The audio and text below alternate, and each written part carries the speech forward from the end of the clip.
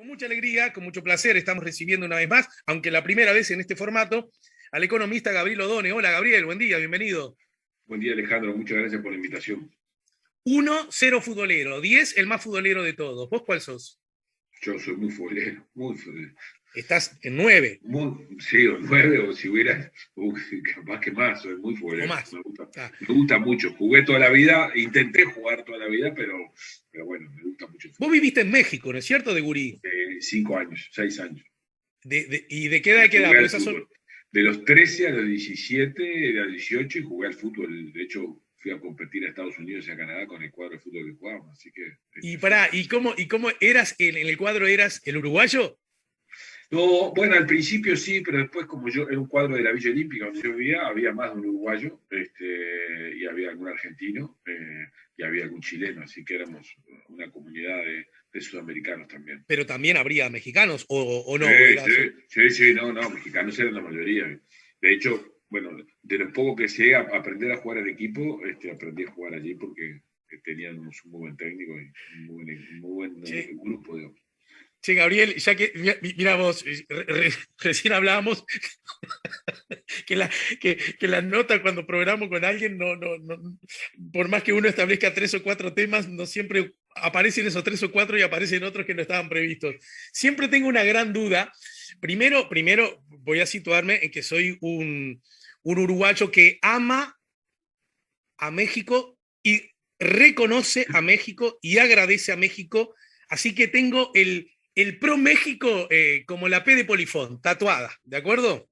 Uh-huh. Aún así, en fútbol, y quiero decirte que estoy rodeado de Brumex, qué sé yo, Claro. hice mi escuela de teatro de Galpón en el Teatro de Galpón, claro. Así que imagínate, mis hermanos de la vida son de Galpón. Tengo a Marina Rodríguez, la hijastra de Guarga, columnista de este programa, a Daniel Buquet, columnista de este programa, así que imagínate. Ambos compañeros míos de colegio cuando vivíamos en México, así que bueno, aún así, a mí siempre me ha desconcertado en fútbol el fenómeno México y en buena medida el fenómeno Chile, porque siento que son volúmenes de juego que son, para mi gusto, muchas veces altamente satisfactorios, repito, altamente satisfactorios, con calidades individuales que me emocionan, porque la belleza, a los que nos gusta el fútbol, somos capaces de admirar, ¿verdad? Los talentos. Pero aún así, siempre me ha asombrado la idea esa que suelen, me da la sensación, tener los mexicanos que cuando está por arrancar un mundial creen que van a salir campeones del mundo, ¿no? Entonces, mi duda siempre emana de esto. Pero ¿de dónde viene esa especie de convicción un tanto desapegada de la realidad, según mi mirada? Yo estoy de acuerdo contigo de que hay a veces una sobreponderación. Yo creo que tiene que ver con dos cosas. Ellos tienen un fútbol muy competitivo, pero de cabotaje. ¿Qué quiere decir? Sus equipos no participan en ligas, en competencias internacionales relevantes, y por lo tanto tienen un alto nivel de competitividad al interior, y eso los lleva a ver un mundo a través de ese ojo, como si el mundo se pareciera a su liga. Entonces, cuando arman una buena selección, que es de su buena liga, porque es una muy buena liga, piensan que están en condiciones de competir, pero como no compiten en campeonatos relevantes, porque compiten en la CONCACAF, donde los campeonatos suelen ser menos competitivos que por ejemplo en Sudamérica, tienden a sobredimensionar eso. Y además sus jugadores, como es una liga que paga muy bien, históricamente ha pagado muy bien y tiene muy buena competitividad, no suelen salir al exterior. Son pocos los casos en los cuales los mexicanos han salido, con lo cual tienen escasa experiencia internacional. Y cuando se enfrentan a competencias internacionales, primero, creo que a veces no conocen bien a sus rivales, y por otro lado, tienden a sobreestimar sus capacidades y a subestimarlos. Entonces, yo creo que son muy buenos futbolistas, pero esa falta de, digamos, ese provincialismo futbolístico que está asociado a la buena remuneración de su liga, claro, lo lleva a tener eso. A España le pasó algo parecido hasta hace unos cuantos años. Lo que pasa es que en los últimos, creo que 10 o 15 años, han logrado exportar bastantes futbolistas fuera de su liga, y eso les ha mejorado su nivel de competitividad, ¿no? Pero bueno, porque los mexicanos también logran atraer muy buenos futbolistas a su liga, digamos. Bien. Pero están fuera del circuito, pero también están fuera del circuito de primer nivel, porque en realidad los futbolistas que van al fútbol mexicano difícilmente saltan a Europa y viceversa, digamos. Entonces también eso los hace estar como atrapados en un nivel de futbolistas que no es el que pasa del Manchester United, del Barcelona a un cuadro mexicano, sino que cuando van a México quedan lupeando dentro de México. Pero bueno, son conjeturas de un aficionado al fútbol. No, pero lucen sensatas desde esa perspectiva. En todo caso, ya que estamos, tirarnos el consejo de qué cuadro de México deberíamos ser hinchas los uruguayos. Bueno, yo soy del Toluca. Cuando llegué a México, a vivir a México, el Toluca era el último campeón con el profe de León y una banda de uruguayos donde jugaba Mantegaza, donde jugaba Gasire, donde jugaba Esquivel, donde después jugó Bertocchi, y por lo tanto era el cuadro. El Tano Bertocchi, el gran ídolo de mi cuadro de fútbol, Liverpool. Claro, de Liverpool. Jugó Mantegaza, o sea, ahí había una banda de uruguayos que después se fueron repartiendo, pero bueno, yo me hice hincha del Toluca cuando era un cuadro de media tabla para abajo. Ahora el Toluca después se convirtió en algunos años, al principio de este siglo, en un cuadro muy competitivo, pero siempre fui del Toluca. Pero bueno, en general los uruguayos tenían mucha preferencia por el Cruz Azul, un cuadro también bastante entrañable, pero había uruguayos jugando por toda la liga. Bien. Bueno, perfecto. Gracias. Bueno, gracias. Hasta la semana que viene. Dale, sí, ideal, lo dejamos por acá. No. Bueno, y de acá sos mancha, ¿no? No, soy muy bolso. Sabía. Soy muy hincha, muy hincha. No. Hoy es un día para no hablar de fútbol para mí. Bien, nosotros, mi hijo tiene 9 años y es hincha de Liverpool, como yo. Y 8 años, acaba de cumplir 8 años y es hincha de Liverpool como yo. Y entonces quedamos un poco golpeados con el 2-2 ayer con Rentistas, que se suma al 2-2 con Peñarol y en circunstancias parecidas, después de ir ganando 3-0 y 2-0 respectivamente, ¿no? Sí. Entonces yo le dije, para un poquito que todavía no jugó Nacional y a Nacional lo veo con grandes problemas. Eso sí, al que no veo con problemas y convenciéndose de que estaba muy serio es a Plaza Colonia, así que estamos esperando el revolcón de Plaza Colonia nosotros. Igual que ustedes. Nosotros también, no te preocupes. Lo que pasa es que después nos enfrentamos, la próxima semana nos enfrentamos vos y yo. Nosotros pensamos muchos revolcones para poder estar contentos, o sea que no hay buenas cosas. Bueno, hablando de revolcones, a ver cómo... Yo sé que preguntarte esto puede ser una tentación al déjà vu, y que la respuesta sea también en ese mismo tono, acerca de cuáles lucen como las grandes debilidades del momento económico por el que está pasando el Uruguay y cuáles sus fortalezas. Entonces uno podría decir, lo he aprendido de gente tan valiosa como vos, Gabriel, y tantos otros economistas, que las debilidades del Uruguay desde la perspectiva económica son, podríamos decir, de carácter estructural e históricas por su propia condición. Entonces, gobierna la izquierda, gobierna la derecha, mucho que estas no varían. Aún admitiendo eso, que ahora las repasarás, me gustaría advertir en qué baldosa de la vereda estamos parados para, en todo caso, hacer alguna pregunta específica hacia el rumbo al que presuntamente nos dirigimos. Pero ¿dónde estamos parados? Si nos sacan la foto de la tabla de posiciones, ya que hablamos de fútbol, ¿en qué lugar de la tabla estamos? Bueno, yo diría que depende de qué tabla. Si es una tabla regional, yo diría que estamos en media tabla para arriba, cuando uno lo mira desde el punto de vista estrictamente económico. Si uno lo mira con una mirada un poco más amplia, estamos realmente en tabla para arriba. Regional me refiero a América Latina, ¿no? No a la región del Cono Sur, donde claramente estamos infinitamente mejor que Argentina y que Brasil. Desde hace rato, además, ¿no? Desde hace mucho rato.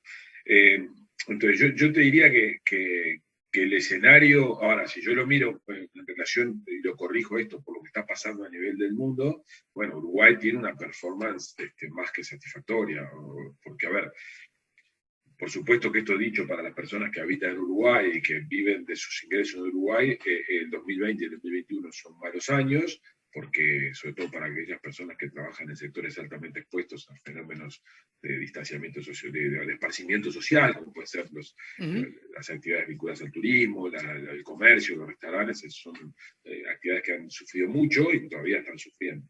Ahora, cuando uno compara a nivel internacional, bueno, Uruguay es un país que con la evolución de su ritmo de vacunación y con su evolución en términos sanitarios de las últimas semanas, tiene chances de mover fichas rápidamente, y si es que esto no tiene ningún retroceso, y por lo tanto Uruguay está bien parado. Y además Uruguay sigue contando con una alta reputación como un país creíble, como un país que honra sus compromisos, como un país serio en cuanto a cometer los desafíos que tiene por delante.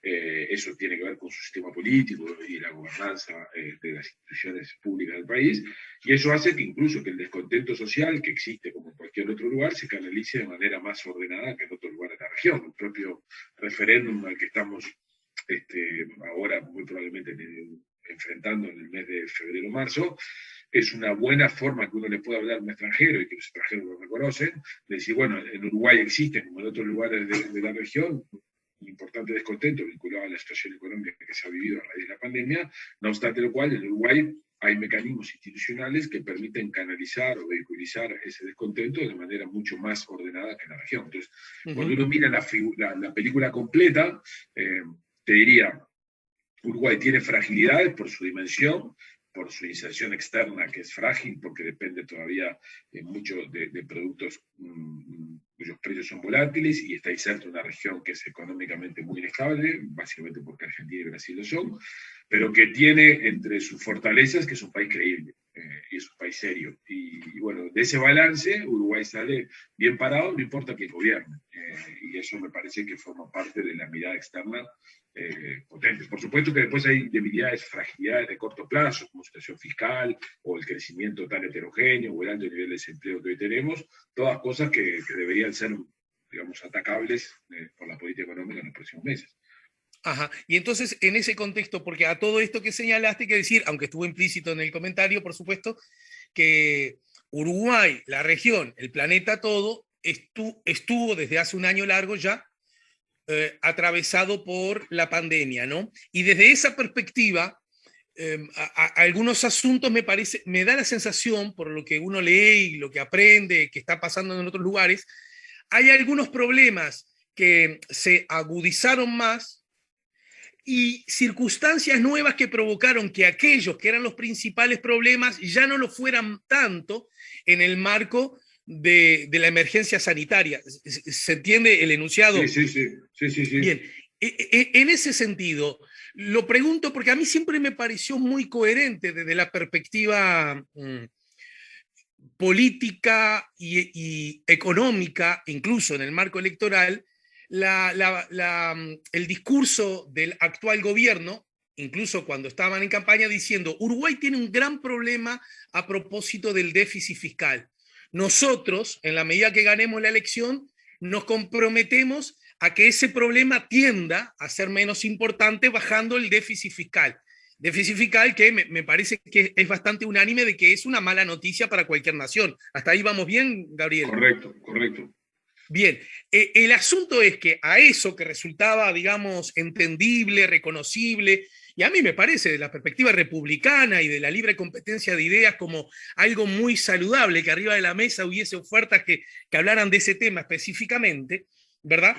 El Uruguay está atravesado por una emergencia sanitaria, en donde, curiosamente, yo no tengo memoria, pero vos ayudame, los organismos que prestan, las grandes miradas de los centros de poder era, como la actividad económica se redujo, era, che, pidan plata, que mirá que estamos dispuestos a dar plata, incluso a darla con más beneficios, a darla con menores condicionamientos, porque la emergencia sanitaria provoca que muchas personas le vaya mal en la vida, como le pasó al Uruguay, que 100.000 cayeron en la pobreza. Quiero decir, tener entre ceja y ceja el déficit fiscal como el gran objetivo que vos le planteaste a la ciudadanía, atravesado por la emergencia sanitaria, no puede ser como un error de apreciación de la realidad. Es decir, estaba bien que continuase siendo como el objetivo uno a solucionar por los gobernantes. Estoy hablando de la perspectiva económica, ¿no? Sí, está claro. A ver, este es un tema bien interesante y bien opinable. Lo primero que te diría, si vos comparás la región, si vos comparás la evolución del PIB uruguayo respecto de Paraguay, Chile, Brasil, Colombia, Argentina, Uruguay es de los países que tienen una contracción significativa en 2020, digamos. A ver, Colombia la tiene más intensa que Uruguay, Argentina también la tiene más intensa que Uruguay, Chile en parte también lo tiene, pero la mayoría de estos países, excepto Argentina, se están recuperando a un ritmo más intenso que Uruguay, ¿no? Entonces, en primer lugar, Uruguay tuvo un shock externo, como tuvieron casi todas las economías del mundo, con una aguda contracción en el primer semestre del año pasado.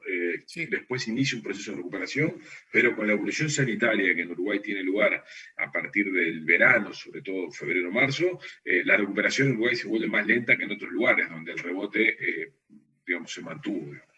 Entonces, las condiciones macroeconómicas que tuvieron lugar en la primera parte de 2020 cambiaron todo el eje de discusión que había tenido lugar hasta ese momento. Si vos me preguntás a mí mi perspectiva en 2019, yo creo que Uruguay tenía en la agenda de prioridades un ajuste fiscal, una recomposición de la situación fiscal entre sus prioridades. Uruguay tenía que hacer una reforma de la seguridad social, Uruguay tenía que hacer un ajuste fiscal corriente y Uruguay tenía que mejorar un conjunto de aspectos vinculados a las finanzas públicas. ¿Por qué? Porque durante el periodo de estancamiento que la economía uruguaya tuvo entre 2015 y 2020, la situación fiscal se deterioró mucho y eso suponía un riesgo para las finanzas públicas a mediano plazo, a su vez de otro riesgo de menor entidad, pero también importantes, como poder posiblemente haber perdido el grado de inversión. Ahora, lo que pasó con la pandemia, como tú señalabas, el golpe externo que todas las economías recibieron, supuso un relajamiento de las condiciones financieras a nivel global y unas inflaciones fiscales extraordinarias a nivel global. Y eso apareció en los organismos internacionales diciendo hay que gastar más. Y Uruguay, a diferencia de lo que hicieron muchos otros países, incluso de la región, se mantuvo en el gobierno uruguayo se mantuvo en el diagnóstico y en la perspectiva que tenía pre-pandemia. Mi opinión es que haber mantenido el mismo rumbo y la misma estrategia, a pesar de que la pandemia tiene lugar, como objetivo general, no es la mejor decisión que se pudo haber tomado. Yo creo que Uruguay tendría que haber sido un poco más ambicioso en materia y haber tomado algunos riesgos mayores en materia de expansión de inversión pública, sobre todo de promoción de inversión en infraestructura y algo más de incremento del gasto público, sobre todo el año pasado, para compensar a la población vulnerable, de manera tal de evitar que el shock fuera tan intenso y que a su vez afectara a un conjunto de la población. No obstante lo cual, el gobierno no lo hizo, mantuvo firme su estrategia, que era jugar todas las vacunas, que finalmente el Twitter sanitario ha ido dando sus resultados, y jugar todo a despejar la incertidumbre si vos querés que el sector privado podía tener, de manera tal de hacer un ajuste fiscal, hacer una consolidación fiscal en sentido amplio, proteger sí a población vulnerable, que no dejó de hacerlo, porque los programas de seguro de desempleo estuvieron allí, y el uso de las herramientas que estaban disponibles, que heredaron de los gobiernos anteriores, en la tarjeta Uruguay Social, las secciones familiares fueron usadas intensamente para compensar población vulnerable, pero estará la discusión siempre de si se hizo todo el esfuerzo que se podía haber hecho un poco más, y aquí hay una discusión que entra en el terreno de lo opinable. Yo hubiera hecho otra cosa, pero finalmente quien ganó la elección fue el Partido Nacional y la coalición de gobierno, y hasta ahora los índices de aprobación de la población incluso sugieren que la población se mantiene de alguna manera apoyando lo que ha sido la estrategia general del gobierno. Por lo tanto, la estrategia sigue siendo lo que se ha llamado vulgarmente el malla oro, o sea, darle condiciones de certeza al sector privado, que básicamente supone consolidación fiscal, mantener el ajuste fiscal como un objetivo central, desinflacionar la economía, procurar mejorar la competitividad, aunque esto está un poco en discusión ahora a partir de la discusión de los combustibles y demás, pero bueno, creo que esos tres objetivos están arriba de la mesa y esa es la estrategia firme que el gobierno mantiene, que es clara, es consistente, forma parte de lo que prometió en campaña y aparentemente forma parte de lo que el mandato que recibió de parte de la ciudadanía cuando le ganó el Frente Amplio, que precisamente proponía cosas diferentes en este sentido. Y en este sentido, sí, perdón. No, simplemente lo que digo es que esto también forma parte de la credibilidad del sistema político uruguayo. O sea, estamos hablando de un sistema político uruguayo que sus gobernantes hacen lo que prometen, y eso no es un tema menor en la comparación regional incluso, ¿no? Desde ya. Sí, incluso me animo a agregar, con relación a lo que vos señalabas antes, que a propósito de la consulta popular acerca de si se debe o no se debe derogar 135 artículos de la LUC, que eso, que bueno, por supuesto para los actores del gobierno o incluso los simpatizantes con él, lo pueden advertir como una noticia que hubiesen preferido que no ocurriese, pero en todo caso, desde la perspectiva estrictamente política que dialoga con lo sanitario y con lo económico, esa es una fortaleza, como bien decías, porque Sí. encontró el Uruguay una forma de zanjar diferencias, porque vamos, la democracia implica que es el ámbito donde podemos zanjar nuestras diferencias bajo determinadas reglas, ¿no? No el lugar donde no hay diferencias, el lugar donde zanjamos las diferencias bajo determinadas reglas.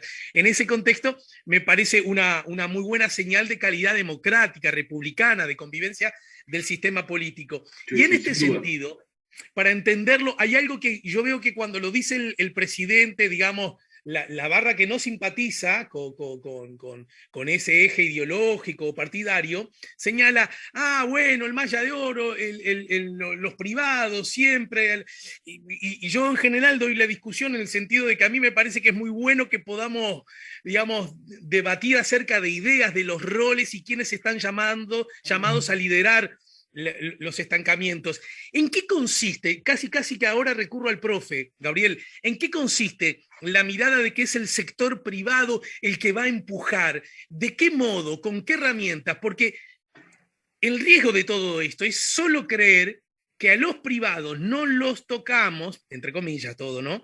Solo porque tenemos más simpatías por los privados que con la herramienta del Estado como tal. Ahora, se supone que no los tocamos porque ellos en algún momento, la acción del privado, empuja, logra reactivar la economía. ¿Cuáles son los planes? ¿Cuáles son los plazos? ¿Cuáles son las herramientas para que eso de verdad ocurra y no nos quedemos solo en defender a los míos? Bueno, déjame que sea este abogado del diablo. De lo mismo puedo decir del lado contrario. O sea, la discusión es en una economía de mercado.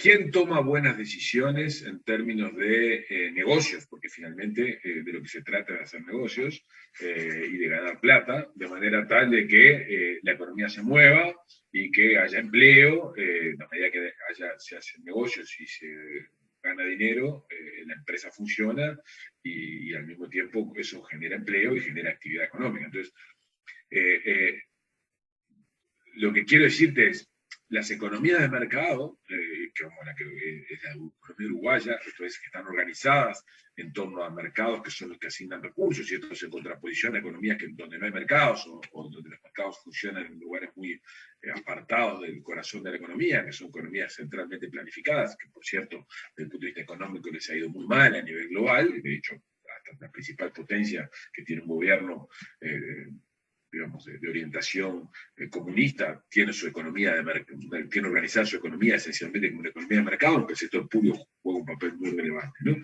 Pero lo que quiero decirte Pero en con Uruguay hubo algún momento en que no hubo economía de mercado en Uruguay. no, jamás, Ni por asomo. no, ni por asomo, ni nadie se lo ha planteado. Lo que quiero decirte es, Claro, claro. en las economías de mercado el sector privado juega un papel central. Y el sector público también lo juega. En general, en las economías de mercado, el sector privado es quien toma los riesgos, en que asume digamos, las dificultades y en la que invierte. Y que por lo tanto promueve el empleo y promueve la actividad económica. Sin un sector privado activo y vivo y sin un sector privado que mantenga niveles de rentabilidad relativamente atractivos, es muy difícil que una economía genere inversión, genere empleo y crezca a largo plazo. Por el contrario, el sector privado, en la medida que solamente está orientado en su objetivo de maximizar sus ganancias, no necesariamente provee los niveles adecuados de los productos en las calidades necesarias y en las condiciones sociales óptimas. Y eso hace que el sector público tenga un papel muy relevante. Cada país encuentra una combinación entre el sector privado y el sector público adecuada. La estrategia de este gobierno es, venimos de 15 años donde el Estado avanzó mucho en la esfera económica del país, en algunos casos incentivando la inversión privada, pero en otros casos interviniendo directamente con la provisión de algún tipo de bien en algunas actividades como las empresas públicas, que no necesariamente estaban alojadas con razonamiento de eficiencia, y lo que había que hacer era recomponer la rentabilidad del sector privado. Yo tiendo a compartir eso. Efectivamente, los 5 años que hubo entre 2015 y 2020, la rentabilidad del sector privado se comprimió mucho. Esa fue una de las razones por las cuales la inversión no creció y esa fue una de las razones por las cuales el empleo se estancó e incluso se contrajo. O sea, había que recuperar el motor del sector privado que se había ralentizado mucho a partir de 2014. Y en algún sentido, el sector público y el sector público, tanto directa como indirectamente, había generado un ambiente poco propicio para que esa inversión tuviera lugar. Esa es la razón por la que yo creía que había que hacer una recomposición de las finanzas públicas a principios, a finales de 2019. Ahora, vos me decís, ¿qué es lo que está pretendiendo el gobierno con la recomposición de las señales para el sector privado? Como te decía, tres cosas claras. Despejar incertidumbre fiscal, mostrando que estamos mejorando las finanzas públicas con el propósito de decir, bueno, no va a haber un ajuste tributario hacia adelante, o sea, no hay aumentos de impuestos por venir en los años siguientes porque estamos mejorando la asignación de recursos. Lo segundo es, vamos a desinflacionar, porque con eso vamos a aclarar cuáles son los precios esperables en los próximos años. Y lo tercero que vamos a hacer es vamos a mejorar la competitividad del sector transable, del sector competitivo internacionalmente, promoviendo algunas reformas, como por ejemplo el sector combustible, que van a mejorar la asignación de precios. Ese es el discurso del gobierno, esa es la visión del gobierno, y en eso estamos. Eso era necesario y muy importante, en mi opinión, hacerlo cuando estábamos parados en 2019. Con lo que nos pasó en 2020, se requería una intervención rápida e inmediata del sector público para compensar, para tejer una red, para que el ciclo no fuera tan intenso. Eso es lo que el gobierno hizo de manera parcial. Seguramente si hubiera habido un gobierno de otras características hubiera hecho algo más intenso. Pero eso no es lo que hoy está arriba de la mesa. Pero insisto, la importancia de un sector privado en una economía de mercado es relevante. Sí. Si el sector privado no... Pensando de esta manera, en los años 60, Uruguay tuvo 10 años estancado. Un país que no creció del 58 al 68 prácticamente nada. Eso fue producto de una convulsión social y una conflictividad política muy efervescente. Eso tuvo un origen, no solamente de un fracaso de un modelo económico en el cual la rentabilidad del sector privado había dejado de crecer, la inversión se estancó y la economía ingresó en ese loop y no hubo cosas que del sector público se pudiera hacer para sacar a la economía de esa situación. O sea, el sector público juega un papel muy importante para compensar un shock o para gestionar un ciclo. Si lo que se trata es de crecer a largo plazo, el que te da el motor es el sector privado. Bien, sí, sobre eso seguramente tengo que ser autocrítico en la forma que lo formulé, porque no quería, aunque es una preciosa discusión, abordar la importancia del sector privado en el Uruguay, porque incluso como acabas de decir, en el último tiempo en Uruguay, el sector privado no salió de la escena de la economía uruguaya, ni aún en esos momentos de alto crecimiento y de la economía, ¿no? El sector privado, las inversiones, las uruguayas, las que vienen de afuera, jugaron un rol importante. Hasta ahí estoy en lo cierto, correcto, Gabriel. Correcto. No, lo que yo me refería, para incluso darles insumos conceptuales al público, incluso al público que con todo derecho no simpatiza con este gobierno, cuando se dice apoyemos al Maya de Oro, más allá de una expresión de deseo que puede implicar rasgos ideológicos, filosóficos, históricos, legítimos todos, ¿de qué modo apoyando al Maya de Oro la vida de los uruguayos puede empezar a mejorar? ¿Y cuándo? ¿Y con qué instrumentos? En un marco donde ya pasó un año, en donde se puede decir que a grosso modo la vida de los uruguayos empeoró, ¿no? Porque hay más pobres, porque hay menos poder adquisitivo en los salarios, en los asalariados, es decir, la gente que recibe salario fijo, porque la inflación en el rango meta se ha disparado un poquito en las últimas... En fin, desde ese lugar, me refería a qué herramientas y con qué tiempo para que el público pueda estar expectante. Y ya te lo planteo como pregunta y seguís hasta el final.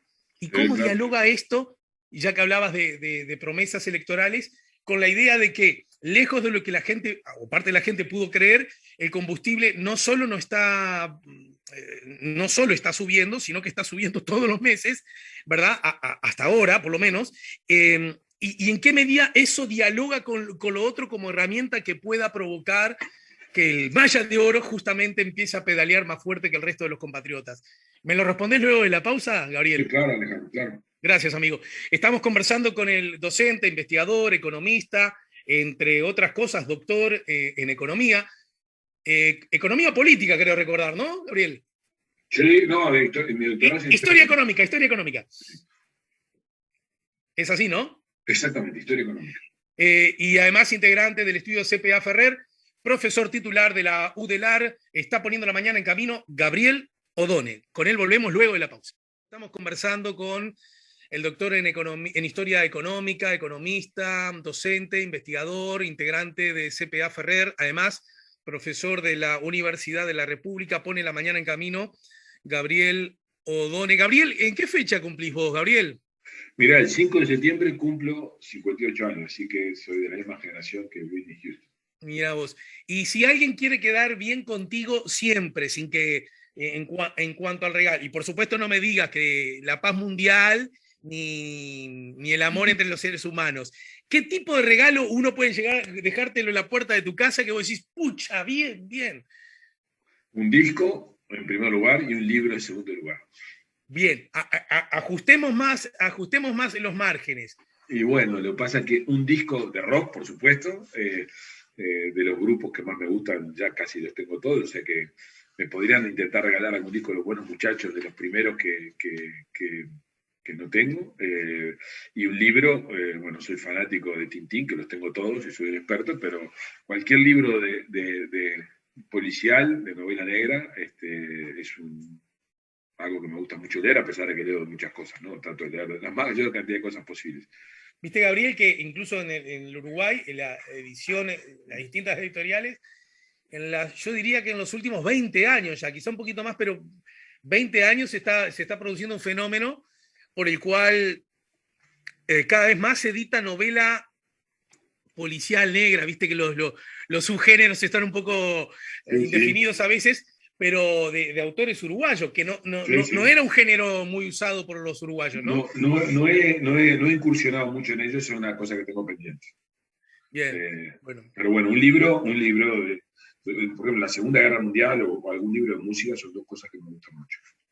Bien, yo te dejaba planteado, entonces, fenómeno. Estamos gobernados por una coalición que podríamos, desde la perspectiva ideológica, centrarlas en el centro derecha, desde la perspectiva económica un poquito más ortodoxa de lo que vivíamos antes. Hasta ahí vamos bien, ¿no? Creo que nada, ¿verdad? Y además que ha anunciado cosas acerca del rol que los privados, desde esa perspectiva filosófica, ideológica, están llamados a jugar, más allá del incidente, llamémosle emergencia sanitaria, donde ahí está el posible reproche, aún aquellos más ortodoxos podrían decir, sí, bien lo tuyo, pero en este contexto donde vos podrías de alguna manera desapegarte de todo eso, como le pasó a buena parte del mundo, no necesariamente socialdemócrata, ¿verdad? Que utilizaron herramientas para el cual el Estado jugó un rol importante. Saliendo de eso, el privado, como el malla de oro, para que lo entienda el público, te lo preguntaba Gabriel, ¿de qué modo, en qué hechos, en qué circunstancias, para que no quede solo, a vos no te cobramos impuestos, al trabajador no, público eso, que cobra, ¿verdad? Es decir, ¿cómo se desarrollaría eso?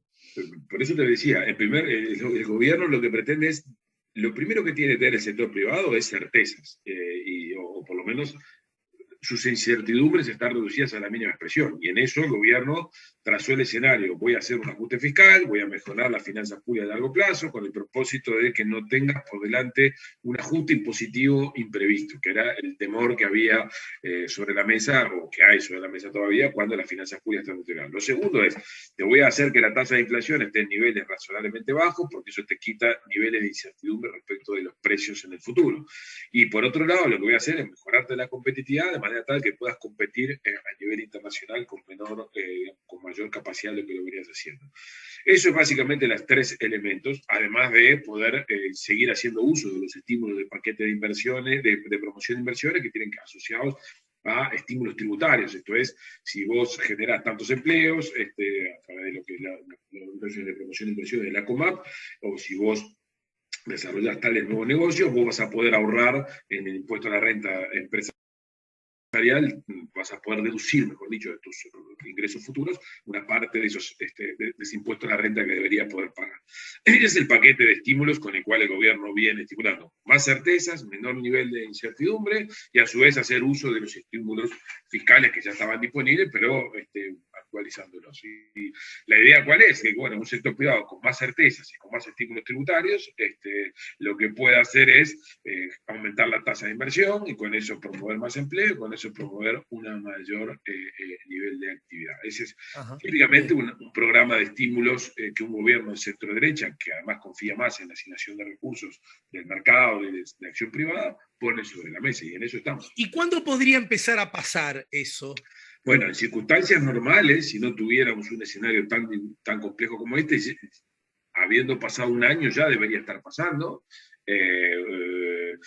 En segundo lugar, en algunas actividades eso ya está pasando o está ocurriendo. Lo que pasa es que esas actividades no necesariamente son intensas en mano de obra y por lo tanto no se ven mucho. Si tú miras lo que está ocurriendo en el sector agroexportador, que está disfrutando de unos precios internacionales bastante más favorables, o si tú miras lo que ha pasado con el sector construcción, donde la inversión está siendo bastante jalonada por el proyecto UPM, algunas de esas cosas han estado ocurriendo, porque, y si vos mirás, por ejemplo, la lista de proyectos presentados a la COMAP, donde las empresas manifiestan su interés por realizar inversión, estamos en un momento donde los proyectos presentados constituyen un récord. No se trata de proyectos materializados, pero sí de proyectos que aspiran a esas rentas cuando aparezcan. O sea, estamos en un momento en el cual el sector privado manifiesta, por lo menos y en algunos sectores eso se traduce en un evento concreto, una mayor vocación por generar más inversión y más actividad. Lo que pasa es que hay un conjunto de actividades muy relevantes para la economía,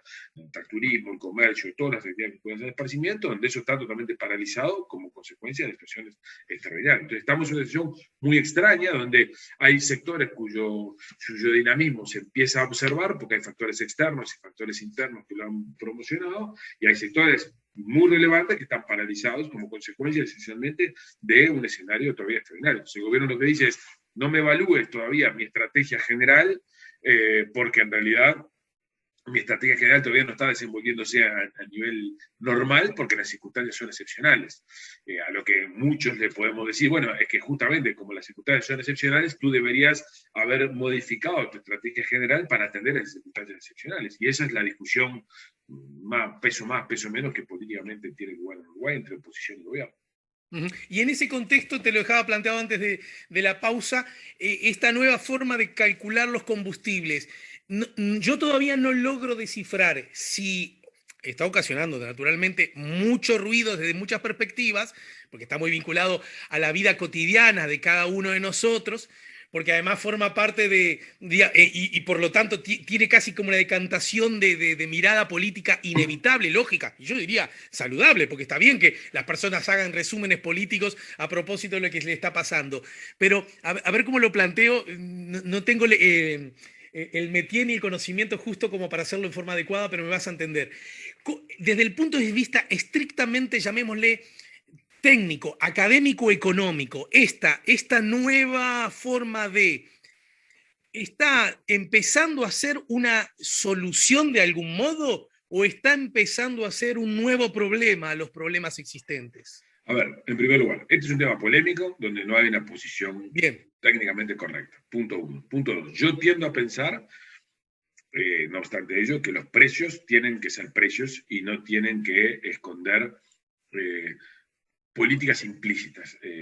Y por lo tanto yo tiendo a pensar que el esquema de precios de los combustibles que en Uruguay tenemos está intervenido y está atravesado históricamente por un conjunto de factores que son poco transparentes y poco claros para la población. Y por lo tanto, el precio de los combustibles, cualquiera sea el precio del petróleo, siempre incluía precios digamos, que no necesariamente estaban relacionados con la actividad del combustible. ¿Pero hablas de los subsidios, por ejemplo? De los subsidios. Acá, perdón, yo tengo que hacer una pregunta de ignorante, Gabriel, pero ¿acaso no hablo del Uruguay ni de ANCAP, ¿eso no es un subsidio? Es decir, un precio que parte del público recibe, más bajo seguramente porque existe el subsidio, lo que provoca que otro precio tienda al alza y que lo pagará el mismo público u otro. Eso ya Pero me yo te pierdo. pregunto una cosa, el subsidio tiene que ser explícito, claro y transparente. Yo te pregunto, Alejandro, Bien, bien, bien, bien, con mi bien. nivel de ingresos, con lo que yo gano por mes, ¿tiene sentido que si yo voy a comprar una garrafa de 13 kilos, yo pague lo mismo que paga una persona que cobra un sueldo de subsistencia? No, claro, claro, ¿no? En Uruguay, entonces, el subsidio está mal direccionado, el supergas está mal direccionado, porque o sea, todos compramos un precio de un GLP a un precio extremadamente bajo. Yo Claro. estoy de acuerdo en que haya subsidio, por supuesto, pero dirigido a un grupo concreto de la población que tiene un nivel de ingreso bajo al que yo quiero proteger, no a todo el mundo. Sí. Entonces, Bueno, en Uruguay, el gas, la leche también. Si vamos a hablar, hablamos también de la leche, bueno, ¿no? claro, me estaba hablando de los combustibles en este momento. Por eso te digo, me parece que es bien importante, la discusión de los precios de los combustibles en Uruguay no reflejan los costos de producción. Está bien, sí. ¿Por qué no lo reflejan? Por decisiones políticas. ¿Eso es legítimo? Es legítimo. ¿Yo estoy de acuerdo? No, no estoy de acuerdo. Porque detrás de esos subsidios, al no ser transparentes, muchas veces lo que hay es un conjunto de población que está subsidiada que no necesita estarlo. En la medida que son recursos públicos que yo resigno, porque a ver, no nos engañemos con esto, los precios de los combustibles hoy están subiendo, pero la pregunta es, si no hubiera el precio de paridad de importación en el caso de los combustibles líquidos, ¿dónde estarían, dónde quedaría reflejado el aumento del precio del petróleo? ¿Alguien piensa que eso no lo pagaría? No, por supuesto que lo pagaríamos. Eso entraría como un costo mayor para ANCAP, que ANCAP tendría dos opciones. ¿Lo traslada al precio o no lo traslada al precio? Si no lo traslada al precio, que es lo que alguna persona reclama, lo está absorbiendo. Si lo está absorbiendo, ¿qué es? Menor volcado de renta general, menor volcado de recursos a renta general de parte de ANCAP.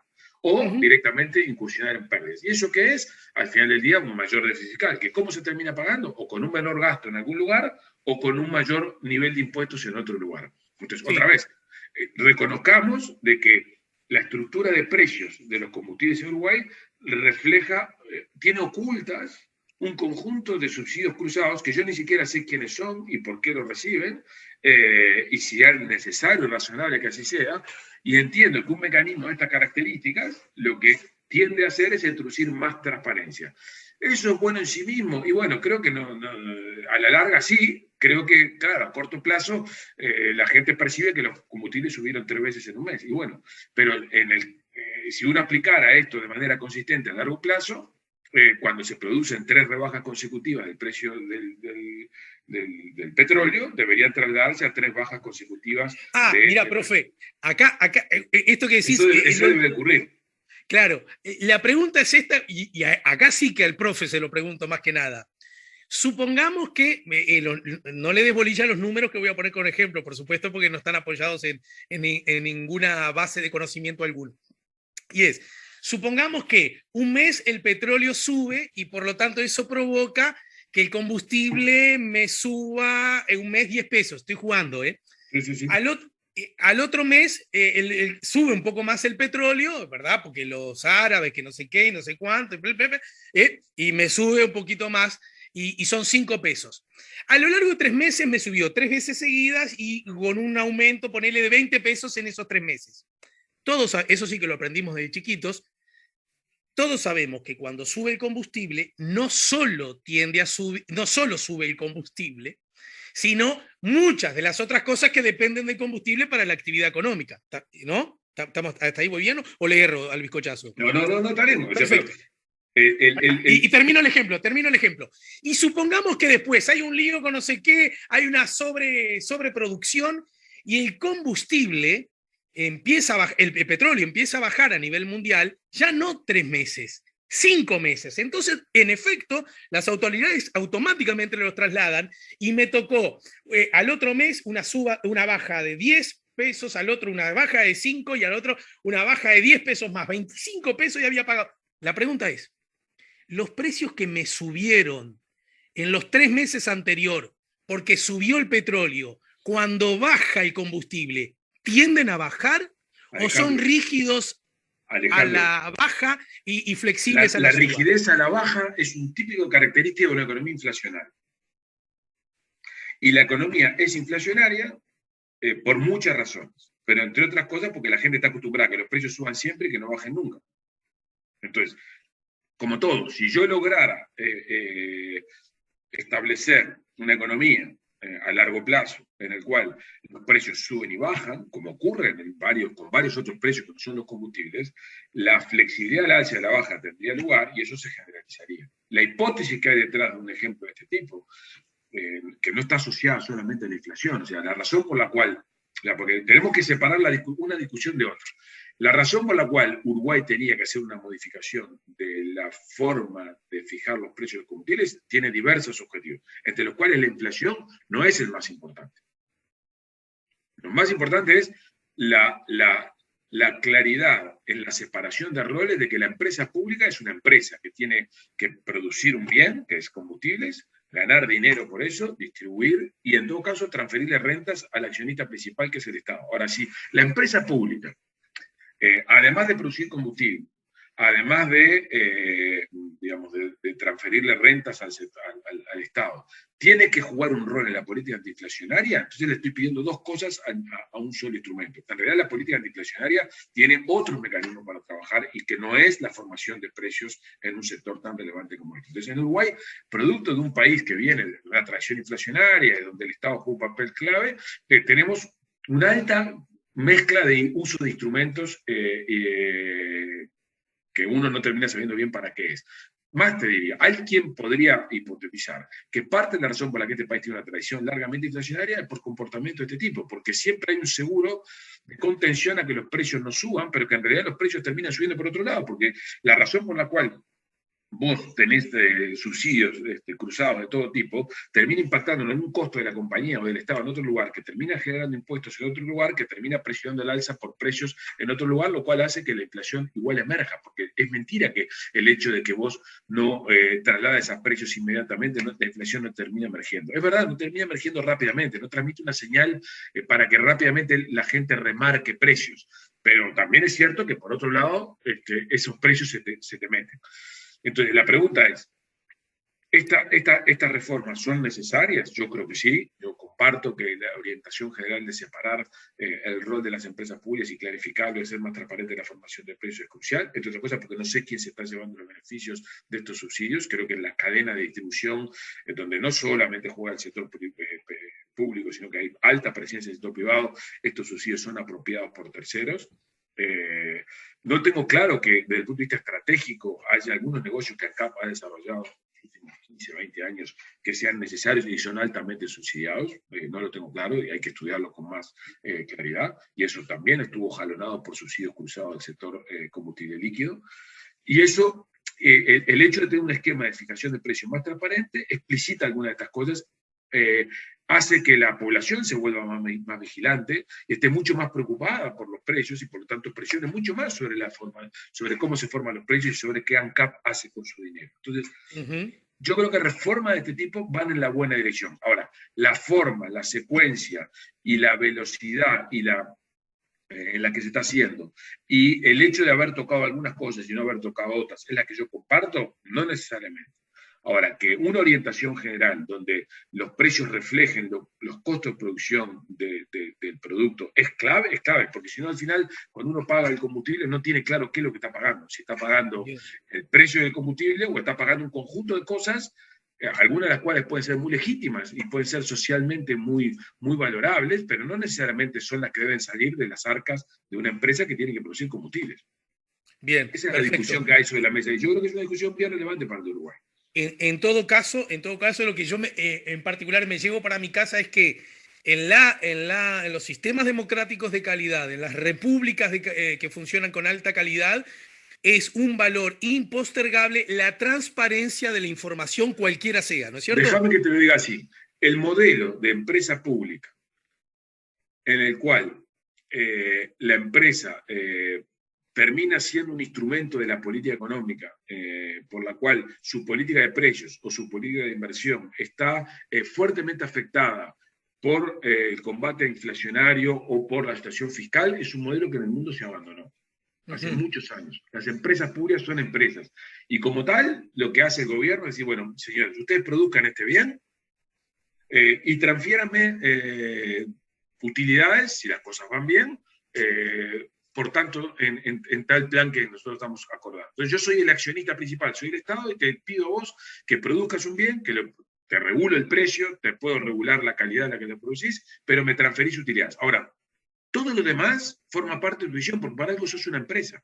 No sos un brazo ejecutor de la política económica. La política económica tiene una restricción adicional, que es la de, dado esas utilidades que me va a transferir la empresa pública por vender esos servicios, tienen que gestionar sus finanzas públicas. Si no, lo que hay acá otra vez es, le pido a la empresa pública un nivel de precios extraordinariamente alto, porque con eso yo logro obtener un conjunto de recursos que me financian un Estado que eventualmente no que tiene una gordura excesiva.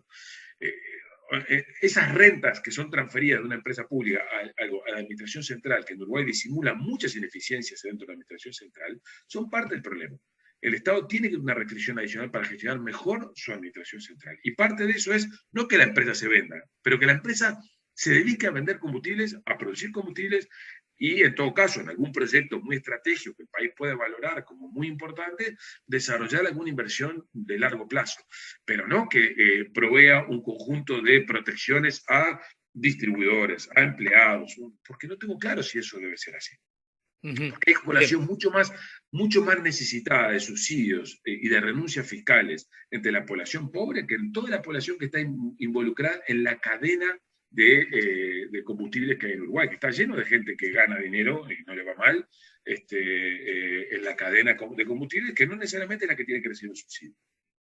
Bien, dejemos un y que punto un en segundo este más, tema. y un segundo más. Y como Sí. si fuera poco, esas ineficiencias de ese sector, en la medida que es un costo de producción muy relevante para el resto de los sectores que exportan, terminan encareciendo la producción nacional, lo cual hace que la competitividad de la producción nacional tenga dificultades y eso te genera limitaciones al crecimiento a largo plazo. ¿Dónde está el truco acá y dónde hay que tener mucho cuidado y hay un delicadísimo equilibrio?